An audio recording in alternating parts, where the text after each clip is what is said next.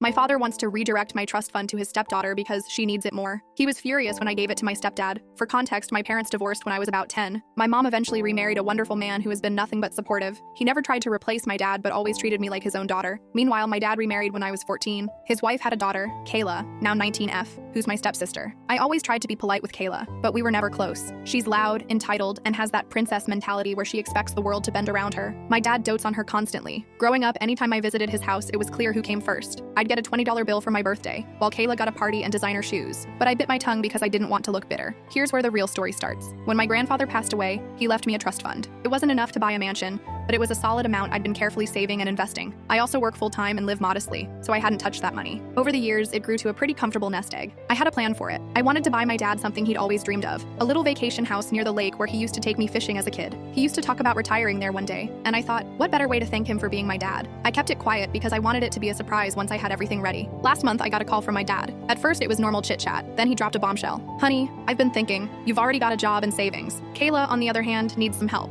So I've decided I'm going to redirect your college fund to her. She needs to go to school, and it's only fair. I went silent. He thought the trust fund was a college fund I hadn't used yet. He just assumed, wrongly, that because it was college money, he could redirect it. He had no idea I'd been planning to spend it on him. I finally said, Dad, that money is mine. Grandpa left it to me. His tone shifted. Don't be selfish. You've got everything you need. Kayla doesn't. She deserves a chance. Be happy for her. I just said, if that's how you feel, then fine, but don't ever ask me for anything again. He scoffed and hung up like I was being dramatic. I sat there shaking. He had no clue what he'd just thrown away. I called my stepdad, the man who had actually shown up for me all these years, and I told him everything. He was furious on my behalf, but then he asked me gently, what do you want to do now? I thought about it for a few days, and then it hit me. Why should I spend years planning a dream gift for someone who clearly doesn't value me? Why not give it to the person who does? So I went ahead with the plan. Instead of buying the lake house for my dad, I bought it for my stepdad and mom. The house is in their names. When we closed on it, my stepdad actually cried. He hugged me and said, no one's ever done something like this for me before. He's already started fixing up the dock so we can go fishing, and mom's planting flowers around the porch. Of course, word got back to my dad. He called me raging,